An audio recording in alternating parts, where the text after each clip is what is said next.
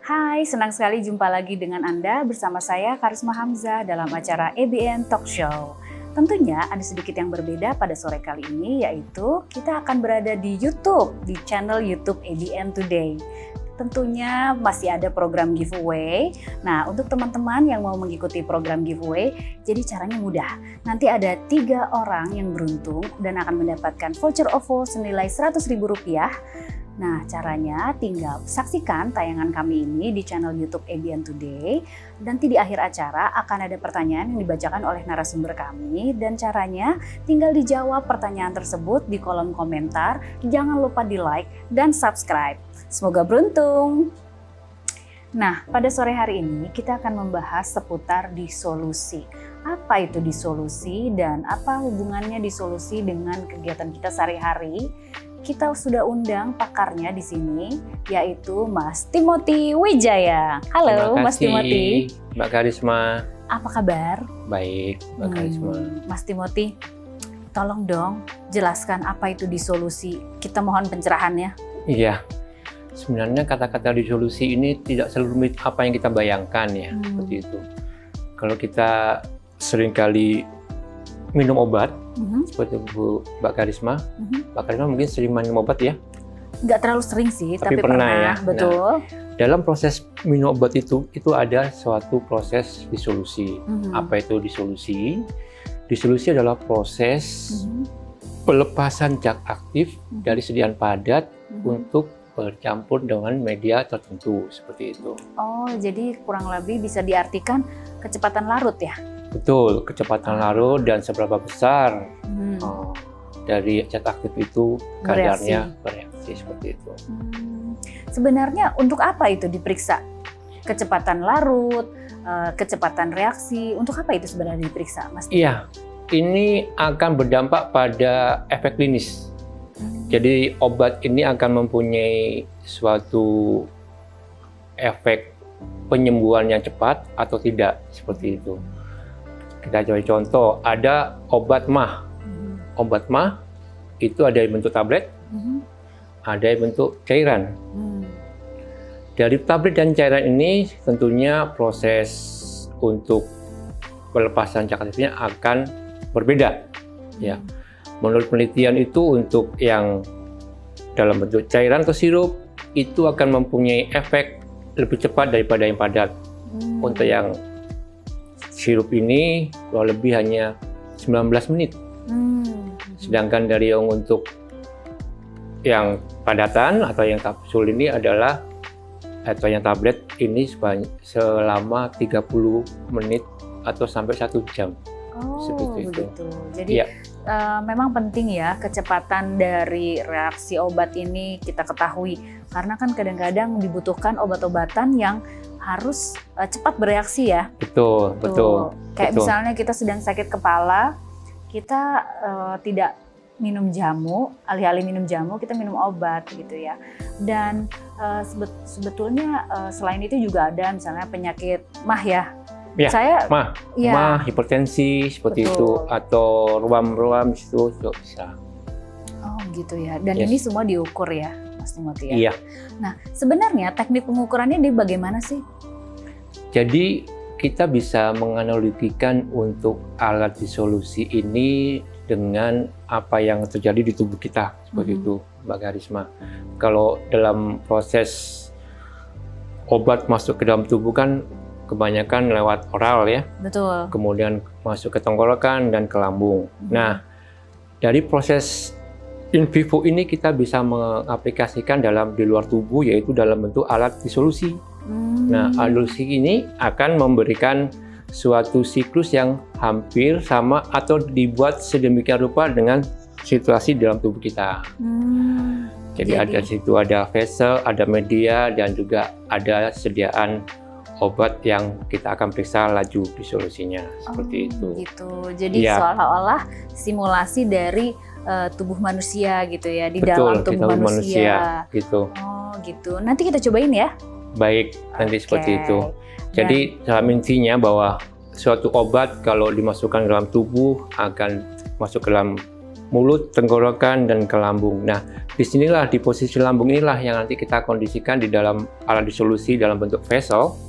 Di situ akan kita kondisikan dalam bentuk basa, asam maupun netral. Seperti itu. Wow. Oke, jadi alat ini namanya apa nih, Mas? Namanya alat dissolution tester. Dari mana? Keluaran mana? Keluaran Amerika. Oh, keluaran Dari Amerika. merek Hansen Teledyne. Seperti itu. Dan alat ini sudah mengacu pada USB maupun ASTM yang berlaku secara internasional. Oke, jadi USB itu singkatannya apa, Mas? Ya, USB ini singkatan dari United States Pharmacopoeia. Jadi ini kiblat untuk suatu alat-alat yang mengacu dalam di industri farmasi, ya.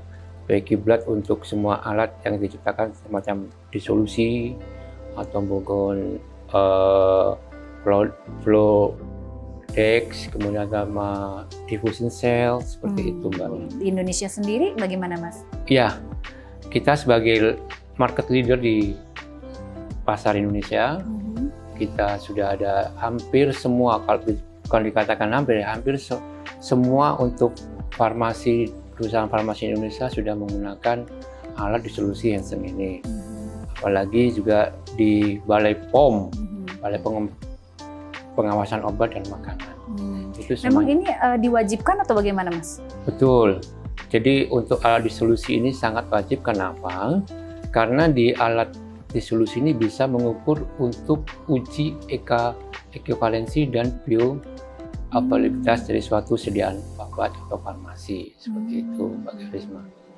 Kenapa sih ini menjadi suatu metode yang wajib gitu di perusahaan farmasi ini? Kenapa, Mas? Iya, kita tahu standar tinggi di farmasi ya, Mbak Karisma. Betul, ketat ya. Ketat. Sebelum dicobakan ke manusia mengalami pengujian berapa kali gitu ya? Betul. Kalau orang ahli itu menyebut adalah obat inovator.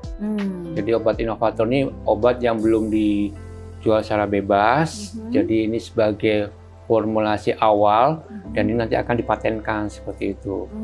Nah, pada saatnya banyak ini akan menghasilkan produk-produk kopi. Jadi obat-obat yang mengkopi dari obat inovator ini. Nah, dan disinilah peran penting dari alat disolusi ini, Mbak Karisma. Oh begitu. Kenapa? Dengan alat ini kita bisa menguji suatu obat kopi, kita bandingkan dengan obat dari inovator tersebut. Jadi apakah dari segi safety, dari segi efektivitas, dari segi mutu itu sama dengan produk obat inovatornya. Seperti itu. Oleh karena itu misalnya ada obat sakit kepala yang bermacam-macam. Ada obat sakit kepala merek A, B, dan C, dan seterusnya. Walaupun zat aktifnya itu tetap sama sebenarnya. Nah, untuk menjamin kesamaan efektivitas, kesamaan mutunya, dan juga kesamaan kualitasnya ya, Betul. itu digunakan alat ini. Iya. Sekarang kita jadi jelas ya. Iya, sangat jelas gamblang kenapa alat ini harus ada di produk-produk farmasi. Betul. Nah, sekarang saya punya pertanyaan nih. Ini pertanyaannya adalah kalau di Indonesia orang itu terkadang suka minum obat menggunakan pisang. Jadi biasanya kan kita kadang-kadang bisa minum obat dengan air ya, kapsul atau apa dengan air. Tapi ada juga beberapa orang yang minum obat dengan pisang gitu. Nah, itu bagaimana? Kecepatan larutnya sebenarnya lebih cepat mana sih, Mas Tim? Ya, ini seperti saya sebenarnya. Saya juga nggak bisa minum obat dengan media untuk sama air putih. Jadi saya kebanyakan dengan pisang. Saya kunyah, obatnya saya masukkan seperti itu. Kalau seperti ini sih tidak mempengaruhkan kecepatan dari obat tersebut karena obat tersebut sudah diuji sebelumnya. Jadi sejak dia masuk ke mulut sampai ke lambung itu sudah ada hasil ujinya seberapa cepat dia terabsorpsi untuk menjadi suatu kelarutan yang larut dalam suatu media tertentu. Seperti itu, Mbak Karisma. Karena kan secara teori ya, kelihatan dari mulai cairan dan padatan kan agak berbeda. Antara pisang dan air kan lebih mudah terurai di air gitu, kalau secara logiknya gitu ya. Iya, itu mungkin untuk mempercepat masuk ke dalam kerongkongan ya Mbak Karisma ya. Oh, Jadi itu efek mudah menelan psikologis ya. Ya, psikologis saja seperti itu. Dan Mhm. dengan pisang saya bisa, dengan air putih saya nggak bisa seperti itu. Oke, Mas. Sekarang kalau boleh tahu, memang alat ini di apa ya? Kan kita masukkan obat ya, yang diukur ini adalah obat dan cairan gitu ya. Iya. Nah, hasil keluarannya itu bentuknya apa, Mas? Apakah bentuknya grafik ataukah bentuknya informasi seperti apa sih yang dikeluarkan? Iya. Jadi dalam disolusi ini prosesnya sangat simpel ya. Artinya kita cukup mensimulasikan obat, kita masukkan ke dalam vessel, dan kita simulasikan juga dengan suhu yang ada di tubuh kita, di suhu 37 derajat plus minus 0,5. Kemudian juga kita ada putaran untuk mempercepat kelarutan. Juga kita berikan waktu-waktu yang untuk kita mengambil sampling dari hasil kelarutan itu. Jadi setelah kita sampling untuk beberapa waktu, misalnya waktu ke-0, waktu ke-5, waktu ke-10, 15 sampai seterusnya, mungkin bisa sampai waktu yang ke-30 menit. Nah, baru kita bisa mengukur berapa kecepatan dan kadar dari sediaan obat yang terlarut di media tersebut. Oke. Kalau masalah larut, saya yakin kita bisa lihat dengan mata kepala sendiri ya, bahwa obat tadinya bentuknya padatan atau bentuknya cairan dan bisa menjadi suatu solusi dengan air. Set gitu langsung hilang. Iya. Betul kan ya, Mas Timothy? Betul. Nah, tapi efektivitas atau kapan dia bereaksi dengan reseptornya atau apanya itu bagaimana, Mas, mengukurnya? Ya, jadi dari kecepatan ukur satu laju disolusi dari satu obat dan berapa banyak kadarnya, kita bisa ukur dari uji ini. Dengan habis itu kita menggunakan spektrum. Jadi kadar yang bisa terabsorpsi dalam suatu sediaan itu bisa kita ukur. Nah, ini yang nantinya akan didistribusikan oleh plasma atau pembuluh darah ke seluruh tubuh. Nah, dari plasma distribusi ini, dia akan tahu jalan mana yang dia harus tempuh, di ruangan mana yang dia harus bekerja. Seperti begitu. itu. Misalnya obat paracetamol, kita minum, dia akan ke atas, dia akan menemukan reseptornya untuk bereaksi, sehingga dia akan memberikan efek kesembuhan. Luar biasa atau tubuh manusia efek tuh. menutup infeksi mungkin seperti itu.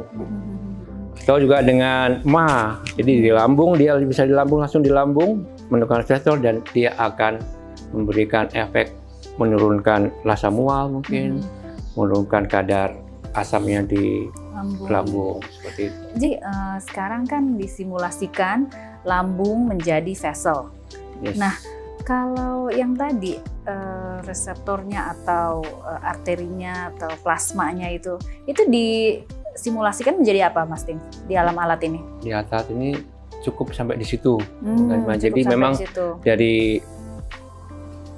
awal dari bentuk sediaan padat itu fungsinya adalah untuk supaya sediaan ini bisa terlarut atau proses laju disolusinya terjadi.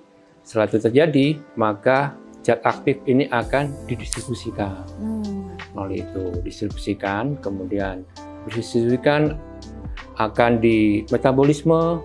Dan metabolisme adalah dari sisa-sisa dari zat aktif yang tidak terpakai, yang akan nanti kita keluarkan melalui proses ekskresi dari bentuk urin, mohon maaf juga mungkin dari feses, ataupun keringat. Gitu. I see. Apakah hanya obat yang inovator tersebut yang diujikan atau ini juga bisa untuk obat-obatan herbal? Obat-obat herbal tentunya bisa obat herbal, karena memang dari sisi kelarutan sebenarnya di dalam kapsul misalnya itu ada herbal, seberapa efektifkah dia untuk terlarut di dalam suatu sediaan media dan bisa terabsorpsi. Tentunya segala macam obat yang dalam dalam tubuh ini bisa diaplikasikan di alat disolusi ini. Nah, Mas Tim, saya ada satu pertanyaan lagi nih yang terakhir. Apa itu, Mbak Karisma? Kalau kita minum obat, itu sebaiknya diminum dengan air hangat atau air dingin? Iya. Untuk kasus ini ya Mbak Karisma, atau pertanyaan ini, beberapa pakar itu menyarankan lebih baik menggunakan air yang suhunya lebih tinggi atau hangat. Kenapa? Karena untuk mempermudah penyerapan dari obat dalam tubuh, seperti itu Mbak Karisma. Oh, jadi di suhu yang hangat obat akan lebih mudah diserap oleh tubuh ya? Betul. Oke, baiklah. Nah, itu tadi pertanyaan terakhir saya. Nah, silakan apabila nanti Mas Tim mau coba memberikan pertanyaan untuk teman-teman di rumah yang mau ikutan giveaway, silakan. Terima kasih Mbak Karisma. Jadi pertanyaannya adalah, sebutkan 3 kriteria utama yang harus dimiliki industri farmasi sebelum mengedarkan obat. Oke, pertanyaannya, sebutkan 3 kriteria utama yang harus dimiliki industri farmasi sebelum mengedarkan obat. Tuliskan jawabannya di kolom komentar dan jangan lupa like dan subscribe pastinya ya. Oke, hadiahnya adalah 3 voucher OVO senilai Rp100.000 untuk 3 pemenang yang beruntung. Semoga beruntung ya. Terima kasih yang telah menyaksikan tayangan kami. Saya Karisma Hamzah dan Mas Timothy Wijaya serta segenap kru yang bertugas hari ini mengucapkan terima kasih dan sampai jumpa.